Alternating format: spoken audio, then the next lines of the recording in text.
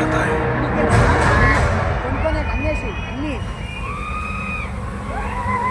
పొరపాటున కూడా నా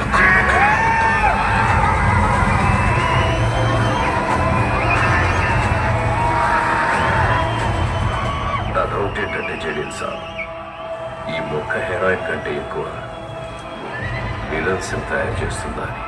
ఈ కథలో అందరూ విలన్లే ఉన్నారు. ఆ రాసేవాడికి కూడా తెలుసు విలన్ల ఘోరాలు ఎక్కువైనప్పుడు కథలోకి ఒక హీరోని తెచ్చాలని. ఈసారి ఆ క్యారెక్టర్ మీదే సార్.